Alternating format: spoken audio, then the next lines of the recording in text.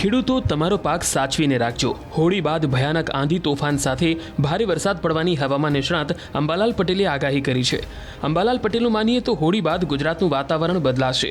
12 થી 19 માર્ચ દરમિયાન હવામાનમાં પલટો આવશે. આ 8 દિવસ દરમિયાન હળવા ઝાપટા પડશે તો ઉત્તર પશ્ચિમ ઉત્તરના પવન ફૂંકાતાની સાથે જ હવે ગરમી પણ રેકોર્ડ તોડશે. મોટાભાગના વિસ્તારમાં હવે ઉનાળો અસલી મિજાજ બતાવશે.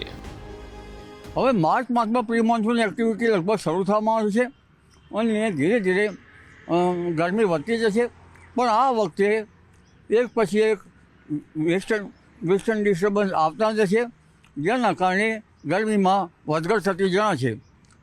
સૌ પ્રથમ જોઈએ તો આપણે 12 તારીખ સુધીમાં લગભગ વેસ્ટર્ન ડિસ્ટર્બન્સ આવવાના છે તારીખ 9મીએ, અને ત્યારબાદ લગભગ 12-13 તારીખની આસપાસ એક પછી એક વેસ્ટર્ન ડિસ્ટર્બન્સ આવશે, જેના લીધે તારીખ 12 સુધીમાં ગરમીમાં વધારો થશે. જેમાં ઉત્તર ગુજરાતના ભાગોમાં મહત્તમ ઉષ્ણતામાન લગભગ 40 ડિગ્રી સેલ્સિયસ જેવું થવાની શક્યતા રહેશે. પૂર્વ ગુજરાતના ભાગોમાં પણ મહત્તમ ઉષ્ણતામાન 39-40 ડિગ્રી સેલ્સિયસ જેવું થવાની શક્યતા રહેશે. અને કચ્છના ભાગોમાં પણ મહત્તમ ઉષ્ણતામાન 39-40 ડિગ્રી સેલ્સિયસ જેવું થવાની શક્યતા રહી શકે. ઉત્તર સૌરાષ્ટ્રના ભાગોમાં રાજકોટ વગેરે ભાગોમાં મહત્તમ ઉષ્ણતામાન 39-40 ડિગ્રી સેલ્સિયસ જેવું થવાની શક્યતા રહેશે. અને જૂનાગઢના ભાગોમાં પણ મહત્તમ ઉષ્ણતામાન 39-40 ડિગ્રી સેલ્સિયસ જેવું થવાની શક્યતા રહેશે. અમરેલીના ભાગોમાં પણ મહત્તમ ઉષ્ણતામાન વધી શકે. સુરતના ભાગોમાં, દક્ષિણ ગુજરાતના ભાગોમાં પણ ગરમી રહી શકે. અને 40 ડિગ્રી આસપાસ તાપમાન છે અન્ય શહેરોનું. પણ મધ્ય ગુજરાતમાં મહત્તમ તાપમાન 41-42 ડિગ્રી સેલ્સિયસ જેવું થઈ જવાની શક્યતા રહે છે.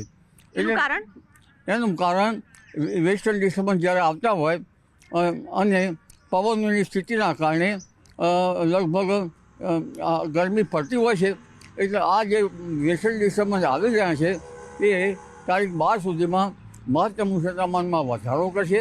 ન્યૂનતમ ઉષ્ણતામાન પણ કંઈ વધશે, પરંતુ તારીખ 13થી કેટલાક ભાગમાં મહત્તમ ઉષ્ણતામાન ઘટશે. તારીખ 15મી આસપાસથી કેટલાક ભાગમાં મહત્તમ ઉષ્ણતામાન ઘટશે. અને લગભગ સૂર્ય જ્યારે વિષુવવૃત્ત ઉપર આવશે લગભગ 23મી માર્ચ પુનઃ ગરમી પડવાની શક્યતા રહેશે. પરંતુ એપ્રિલ માસમાં પણ તાપમાન ઘટશે. એનું કારણ શું હશે? તાપમાન ઘટવાનું કારણ વેસ્ટર્ન ડિસ્ટર્બન્સ જે પૂર્વ તરફ જતા હોય છે ત્યારે તાપમાન ઘટતું હોય છે. અને પવનો લગભગ આ વખતે પૂર્વના પવનો ધીરે ધીરે પશ્ચિમના પવનો થતા હોય છે. પવનોની સ્થિતિ, વેસ્ટર્ન ડિસ્ટર્બન્સ, અરબ સાગરનો ભેજ, આ બધા ઘણા જાણ્યા બળોના કારણે તાપમાન ઘટતું હોય છે. એટલે ફરી પાછું વેસ્ટર્ન ડિસ્ટર્બન્સ આવશે એટલે પાછું તાપમાનમાં વધારો થશે. પરંતુ આ વખતે તારીખ 13-14થી મહત્તમ ઉષ્ણતામાન ઘટશે, લઘુત્તમ ઉષ્ણતામાન વધશે. અને ત્યારબાદ આપણને એમ લાગે કે આ વખતે લગભગ 39 ડિગ્રી આસપાસ મહત્તમ તાપમાન થવાની શક્યતા રહેશે. અને તારીખ 23મી માર્ચથી ગરમી વધશે. આ માર્ચ જ આટલો બધો ગરમ છે તો એપ્રિલમાં શું સ્થિતિ રહેશે? માર્ચ ગરમ છે, પણ વેસ્ટર્ન ડિસ્ટર્બન્સના કારણે ગરમીમાં વધઘટ રહેવાની શક્યતા રહેશે. એપ્રિલમાં પણ એક પછી એક વેસ્ટર્ન ડિસ્ટર્બન્સ આવ્યા કરશે, કારણ કે આ વખતે વેસ્ટર્ન ડિસ્ટર્બન્સ લગભગ જાન્યુઆરીમાં ફેબ્રુઆરીમાં આવતા હોય છે. અને આ વખતે માર્ચ એપ્રિલમાં વેસ્ટર્ન ડિસ્ટર્બન્સ શરૂ થઈ જશે. આ તો કુદરતની કમાલ છે ને. અને એપ્રિલ માસના પ્રથમ સપ્તાહમાંથી જ હવામાનમાં પલટો આવશે. હમણાં જોવા જઈએ તો લગભગ હોળીની આસપાસ તારીખ 12થી 18-19માં વાદળવાયુ આવવાની શક્યતા રહેશે. અને ઉત્તર પશ્ચિમમાં ભારતમાં રાજસ્થાનના સરહદના ભાગો અને કેટલાક જૂનાગઢના ભાગો, ત્યારબાદ લગભગ સહેજ અમરેલીના ભાગો અને મધ્ય ગુજરાત થઈને ઉત્તર ગુજરાતના કેટલાક ભાગોમાં વાદળવાયુ કે છાંટા થવાની શક્યતા રહેશે.